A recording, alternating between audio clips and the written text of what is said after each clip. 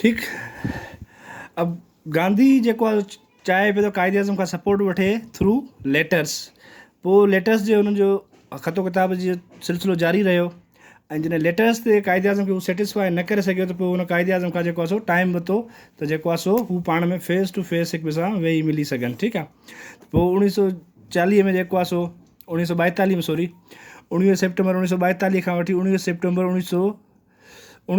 1942 खां 24 सेप्टेम्बर 1942 ते गांधी जना जे विच में मुज़ाकरात हलिया। ठीकु। उन्हनि मुज़ाकरात में जेको आहे सो हुननि हिक ॿिए जी जेको आहे सो ॻाल्हियूं ॿुधियूं। गांधी कांग्रेस जो जेको मौक़िफ़ हुयो उहो बयानु कयो गांधीअ। ठीकु आहे। जना साहब जेको आहे सो मुस्लिम लीग खे रिप्रेज़ेंट कयो। ठीकु। मुस्लिम लीग खे रिप्रेज़ेंट कयो जना, पर ॻाल्हियुनि में जेको आहे सो हू पाण में उन्हनि जी जेको आहे सो ॻाल्हियूं कामयाबु न वेंदियूं आहिनि। हाणे ॻाल्हियूं कामयाबु छाजे करे न वेंदियूं आहिनि, छाजे करे, त हाणे गांधी जी पहिरीं ॻाल्हि इहा हुई त कांग्रेस जो साथ ॾे मुस्लिम लीग। ठीकु आहे। कांग्रेस जेका आहे मेजॉरिटी पार्टी आहे, उन में मुस्लिम लीग जेको आहे सो कांग्रेस जो साथ ॾे। मुस्लिम लीग कांग्रेस जो साथ कीअं ॾे, कहिड़े हिसाब में ॾे?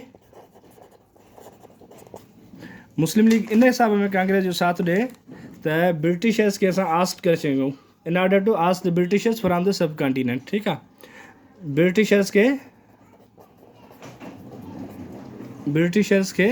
सब कॉन्टिनेंट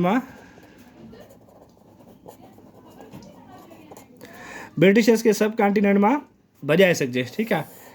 छो जो कांग्रेस हिन वक़्त ताईं रियलाइज़ करे चुकी हुई त जेसिताईं मुस्लिम लीग जो असां साथ गॾु न हूंदो, जेसिताईं हिंदू मुस्लमान गॾु न हूंदा, ओसि ताईं जेको आहे सो कहिड़े बि तरीक़े सां ब्रिटिशर्स खे जेको आहे सो प्रेशराइज़ करण खां सवाइ या अकेली का पार्टी उन्हनि खे सब कॉन्टिनेंट मां कढी नथी सघे। छो जो ब्रिटिशर्स जूं रूट्स सब कॉन्टिनेंट में तमामु स्ट्रांग नमूने सां मज़बूत हुयूं।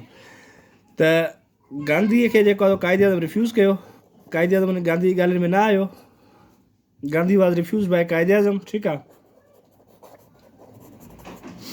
जना साहब चयो न, पहिरियां असां डिस्ट्रीब्यूशन कयूं, पहिरियां जेको आहे सो असां जेके आहिनि सब कॉन्टिनेंट में उनखे असांखे हाणे हिन वक़्तु जेको आहे असां फुल इन ॻाल्हि ते बीठा आहियूं त असांखे इंडिपेंडेंट स्टेट न खपे, डोमिनियन इंडिया में इंडिपेंडेंट स्टेट न खपे, असांखे हाणे इंडिपेंडेंट होमलैंड खपे। छा? इंडिपेंडेंट होमलैंड, जंहिंजो हुन नालो पाकिस्तान, असांखे हाणे पाकिस्तान खपे। ठीकु। त गांधीअ जो ठीकु आहे, फ़िलहालु जेको आहे ब्रिटिशर्स खे असां गॾी सॼी सां भॼायो, उनखां पोइ जेको आहे सो जिते जिते तव्हांजी मेजॉरिटी हूंदी उते असां डिमार्केशन करे उते तव्हांखे हिकिड़ो सेपरेट स्टेट्स ठाहींदासीं, पर सभु उहे सेपरेट स्टेट्स हूंदियूं अंडर कंट्रोल ऑफ जेको आहे ब्रिटिश इहो इंडिया, डोमिनियन इंडिया जो। ठीकु आहे। त इन ॻाल्हि ते न ठहिया, ऐं गांधी ऐं जना जूं टास्क जेके आहिनि उहे फेल वेंदियूं आहिनि। ठीकु आहे। गांधी जना टास्क फेल, गांधी जेको आहे सो क़ाइद आज़म खे सेटिस्फाई करण में नाकाम वेंदो आहे। ठीकु। हाणे उन वक़्तु हिकिड़ो ॿियो जेको आहे सो फार्मूलो पेश कंदो आहे, राम गोपाल आचार्य हूंदो आहे। कहिड़ो? राम गोपाल आचार्य। ठीकु आहे। राम गोपाल आचार्य उन वक़्तु जेको आहे सो हिंदुस्तान जो नुमाइंदो हूंदो आहे, कैबिनेट मेंबर हूंदो आहे। उहो हिकिड़ो फार्मूला ॾींदो आहे जेको फार्मूला मशहूरु आहे CR फार्मूले जे नाले सां।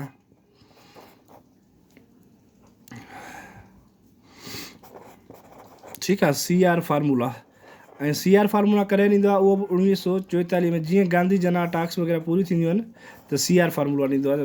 राम गोपाल आचार्य नालो हूंदो आहे। चंद्र CR में चंद्र राम गोपाल आचार्य। ठीकु आहे।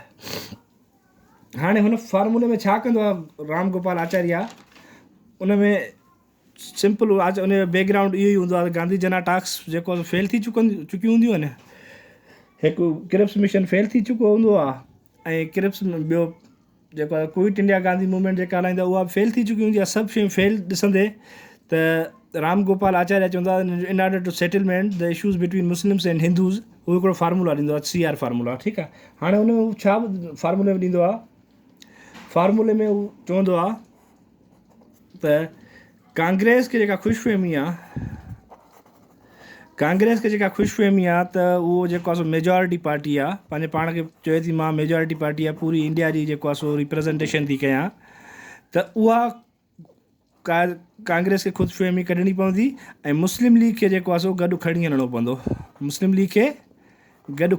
पवंदो। ठीकु आहे। ऐं ॿियो कांग्रेस लाइ त इहो चवंदो आहे विदाउट मुस्लिम लीग जी सपोर्ट तव्हां जेको आहे सो का शइ कोन था करे सघो, you are nothing without the support of Muslims. ठीकु। ॿियो फार्मूलो मुस्लिम लीग लाइ ॻाल्हि जेका कयईं त मुस्लिम लीग जेका आहे उहा for the time being Congress जो साथ ॾे, कांग्रेस जो साथ ॾे in order to asked the Britishers from subcontinent.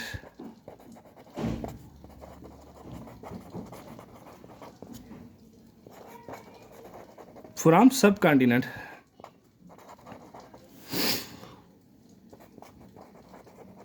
ठीक है। छो जो आचार्य साहब खे ख़बर हुई त विदाउट जेका बि हिकिड़ी जेका सो पार्टी चाहे मुस्लिम लीग हुजे चाहे कांग्रेस हुजे जेसि ताईं उन्हनि ॿिन्ही पाण में यूनिटी न हूंदी, विदाउट यूनिटी विदाउट कंसेंसस का बि पार्टी जेको आहे सो इहो फ़ैसिलो नथा करे सघनि त ब्रिटिशर्स खे कढणो आहे या नाहे कढणो, ब्रिटिशर्स वेंदा या न वेंदा, कंहिं बि हिकु पार्टीअ जे स्ट्रगल सां इहो मुमकिन ई कोन्हे।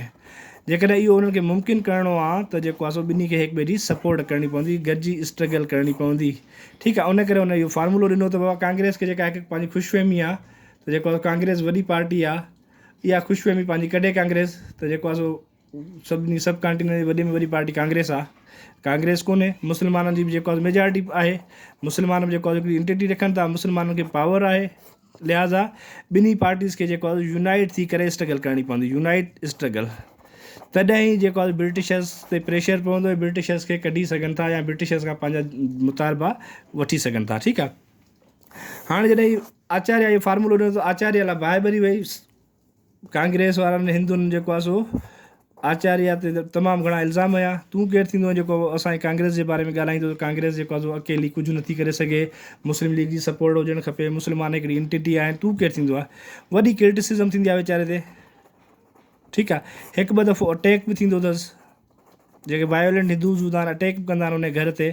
ठीकु आहे। मजबूरन हू छा कंदो आहे, आचार्य साहबु रिज़ाइन कंदो आहे पंहिंजी पोस्ट तां, रिज़ाइन फ्रॉम हिज पोस्ट। ठीकु आहे। रिज़ाइन करण खां पोइ आचार्य साइड लाइन थी वेंदो आहे। ठीकु आहे। त आचार्य जो फार्मूलो जेको आहे सो उन्हनि खे जेको आहे सेटलमेंट करण में फेल वेंदो आहे। हाणे ॾिसो न, क्विट इंडिया या क्रिप्स मिशन फेल वियो, क्रिप्स मिशन खां पोइ ताईं क्विट इंडिया मूवमेंट हुन लाइ उहा फेल वई, गांधी जन टाक्स थियूं पाण में त ब्रिटिशर खां अलावा अलॻि थी करे था ॻाल्हायूं, उहे फेल वियूं, CR फार्मूला फेल वियो। पर अञा ताईं माना सब कंट्री जा माण्हू चाहिनि था त इहे पंहिंजा मसइला पाण में रिज़ॉल्व थियनि ऐं असां जेको आहे हिकु यूनाइट इंडिया में जेको आहे सो रहूं। ठीकु आहे। पर जेको आहे सो उन्हनि जूं इहे ॻाल्हियूं डिमांड्स पूरियूं न पियूं थियनि, छो मुस्लिम लीग हाणे फुल एंड फाइनल इन ॻाल्हि ते बीठी त we need separate homeland, we need separate homeland. ऐं जेसि ताईं असां सेपरेट होमलैंड हासिलु न कंदासीं होसि ताईं असांजी स्ट्रगल जेका आहे जारी और सारी रहंदी। ठीकु आहे। इहे जेको आहे सो आचार्य फरमायो। बसि हिन मां हिकिड़ो MCQ सिर्फ़ु हिकिड़ो यादि कयो, CR फार्मूला कॾहिं आयो? CR फार्मूला 1944 में आयो। कंहिं ॾिनो? राम गोपाल आचार्य। ठीकु आहे। क्रिश्चियन बि लिखंदा आहिनि कंहिं बुकनि में, किन में चंदर बि लिखंदा आहिनि, क्रिश्चियन राम गोपाल आचार्य। ठीकु आहे। सिर्फ़ु इहो हिकिड़ो MCQ हिन मां। ऐं गांधी जना टाक्स मां जेको आहे उन गांधी जना टाक्स मां सिर्फ़ु ऐं सिर्फ़ु ई त गांधी जना टाक्स कॾहिं थियूं? 1944। कंहिंजे विच में थियूं? जना ऐं गांधी जे विच में थियूं बसि। ठीकु आहे। ॿियो जेकॾहिं डेट पुछनि त कॾहिं खां कॾहिं था थी, त 19 सेप्टेम्बर 1942 खां 24 सेप्टेम्बर 1942 ते। वधीक हिन में पढ़ण जी का ॻाल्हि ई कोन्हे, डिटेल में पढ़जोसि बि न। ठीकु आहे। इनशाला सुभाणे वारे लेक्चर में पाण पाकिस्तान खे आज़ादु कराए हाणे कम खे पटींदा, छो तव्हांजी टेस्ट वेझी आहे सफ़ा। ऐं जेको आहे पढ़ाई खे तव्हां छिकी न वञो। ऐं हाणे थोरो पढ़ाई जो पैटर्न पाण चेंज कंदासीं त डिस्कस कंदासीं, MCQs लिखंदासीं, MCQs डिस्कस कंदा वेंदासीं। डिस्कस करण तव्हांखे ज़हन नशीन बि थींदा वेंदा। ठीकु आहे। ऐं हाणे कमु छिकिजो, छो जो वेझो टाइम अथव सफ़ा मार्च जे फस्ट वीक में तव्हांजी टेस्ट आहे। ऐं wish you best of luck, Allah साईं तव्हांखे कामयाबु कंदो। ऐं हाणे सुभाणे खां इनशाला थोरो टाइम बि वधीक वठंदासीं, MCQs डिस्कस कंदासीं। तेसिताईं अलाह हाफ़िज़।